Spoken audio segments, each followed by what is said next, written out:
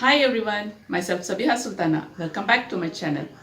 So in the last video, we have started the first chapter of history, the advent of Europeans to India. So where we have come across with the trade relationship between India and European countries. Next we have come across with the fall of Constantinople. Later we have learnt about finding the new sea route to India. So after that, we have come across with the 4 European countries who established the trade in India like Portuguese, Dutch, English and French. So after that, we have come across with the conflict between the English and the French. So after that leads to Carnatic Wars. And even in the last video, we have come across with the first Carnatic War. If you have not seen that video yet, the link is in the description box. You can go through it. So now in this part, we can come across with the another section of the first chapter, that is the remaining 2 Carnatic Wars, that is second Carnatic War and third Carnatic War, and even the Battle of PLASSEY and Battle of BUXAR. So these 2 battles was fought between the English and the Indian rulers, which has changed the Indian history. So let's get started with this. Now let's know about Second Carnatic War.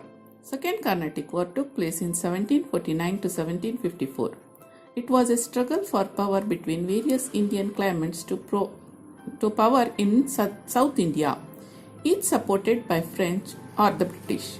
The First Carnatic War had been a direct conflict between 2 European powers, but in the Second Carnatic War, both of them officially acted in support of rival local claimant in Hyderabad and Carnatic.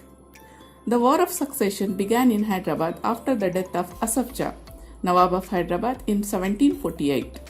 Both the French and the English extended their support to their candidates. French supported Muzaffar Jung and Chanda Sahib, whereas English supported Nasir Jung and Anwaruddin. With the combined army of French, Chanda Sahib and Muzaffar Jung defeated Anwaruddin and killed him in 1749. Chanda Sahib became the Nawab of Carnatic and Muzaffar Jung became the Nawab of Hyderabad, who were in the support of French. Later, even Muzaffar Jung was also killed after a few days. Salbat Jung, the another son of Asaf Jah, was placed as the Nawab of Hyderabad by the French. And one of the officers of French named Bassi was stationed in Hyderabad to protect Salbat Jung. In the other hand, Robert Clive, the British commander, attacked Carnatic and defeated Chanda Sahib. Chanda Sahib was imprisoned and later was killed. The English placed Muhammad Ali, son of Anwaruddin, as the Nawab of Carnatic. With this, the war came to an end, and this war ended with the Treaty of Pondicherry. Because of the continuous attack of Dupleix on British made French financially weak. Due to this reason, Dupleix was called back to French. This brought laurel to English and French had to suffer political setback. Now let's learn about Third Carnatic War. This is also called as the Battle of Vandewash. Third Carnatic War took place in 1756 to 1763. After the defeat of French in Second Carnatic War, French wanted to take revenge on British. In this scenario, Count de Lally of French attempted to besiege Vandewash in 1760 with the help of Bassi. In this decisive battle, Sir Eyre Coote of English army defeated the French and imprisoned Bassi. Lally managed to escape and hide in Pondicherry. Later in 1761, Eyre Coote attacked Pondicherry and Lally had to surrender unconditionally. With this, the Third Carnatic War came to an end. Now let's see about the result of this war. French had to lose all their bases in India due to Carnatic Wars.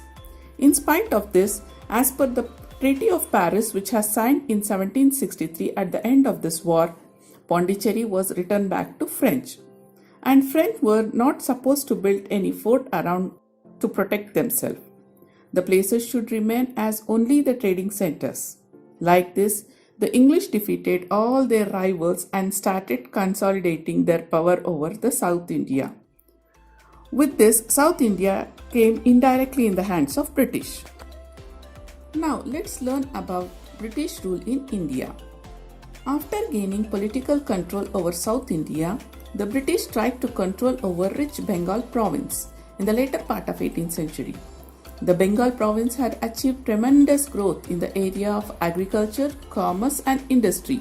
East India Company was making considerable profit from these provinces. Mughal ruler Firozshah issued dastakats, which were the main reasons for their profit. Dastakat means a license or free trade passes to carry out trade without paying any taxes on transport of goods. So these dastakats were limited to the company transaction, but the company official misused these dastakats, which leads to the huge loss to the Bengal government. So all the Nawabs from Murshid Ali Khan to Alivardi Khan opposed these misuse of dastakat. Later, it turned into confrontation between the Nawabs and the company. This resulted in two crucial wars, which charted a decisive course to Indian history. PLASSEY and BUXAR were those two wars. Now we'll learn about Battle of PLASSEY. This was the first battle fought between English and Indian rulers. The battle was fought in the year 1757. In 1756, Alivardi Khan, the Nawab of Bengal, died. His grandson, Siraj-ud-Dowlah, came to throne. The battle was fought between Siraj-ud-Dowlah and English. There should be some reason to start a battle. So likewise, we are having some reason. So let's know about the reason. The very first reason is misuse of dastakats. Siraj-ud-Dowlah was furious that the dastakats were misused by the officials of the company, incurring losses to the government treasury. The second is mending of fort without permission. The British repaired the fort of Calcutta and placed cannon in them. This further angered Siraj-ud-Dowlah and he ordered the removal of cannons from the court. The British refused to do this and this angered the Nawab further.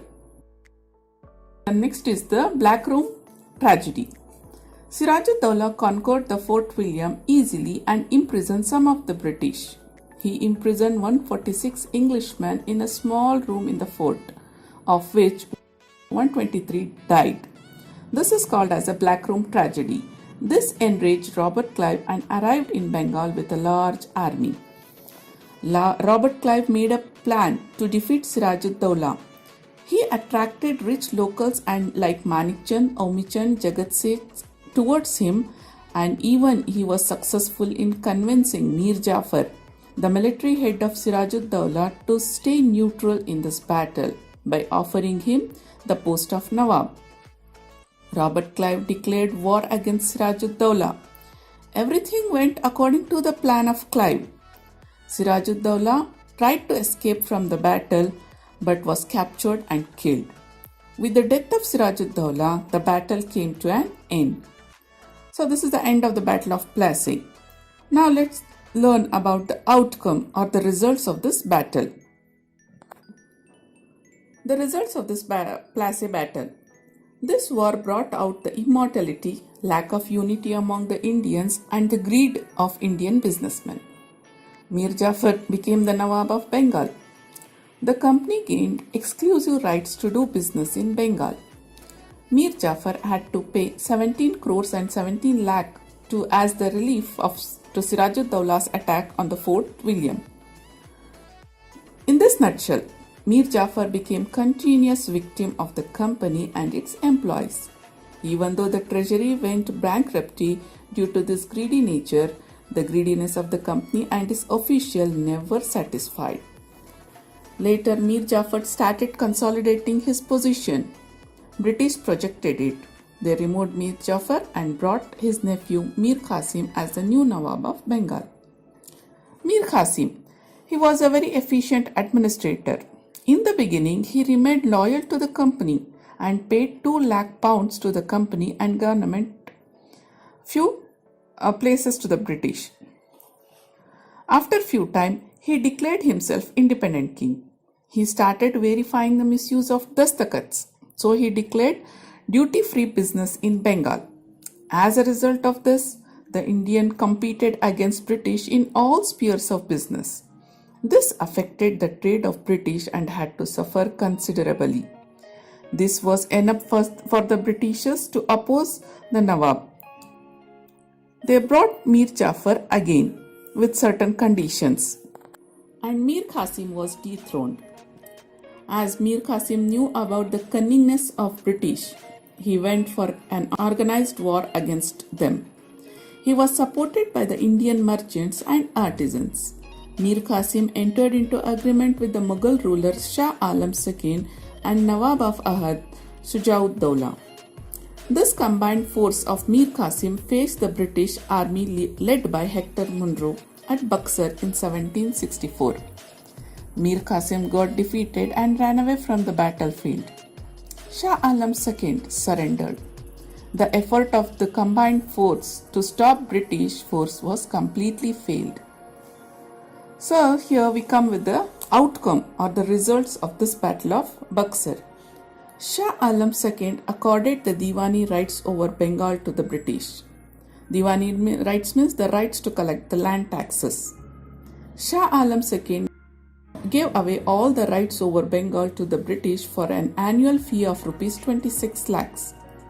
The Nawab of Awadh had to give away a fine of rupees 50 lakhs for waging a war against the company.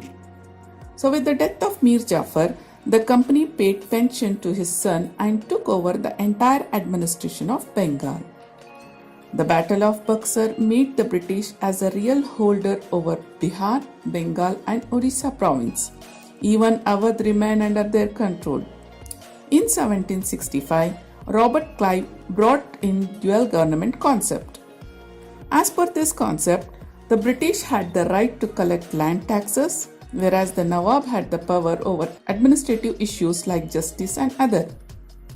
The British gained political control over India and to protect their business interest. So this was all about the first chapter. Hope you all enjoyed understanding this lesson. Till the next video, stay tuned and stay learning. Thank you for watching. Stay home, stay safe.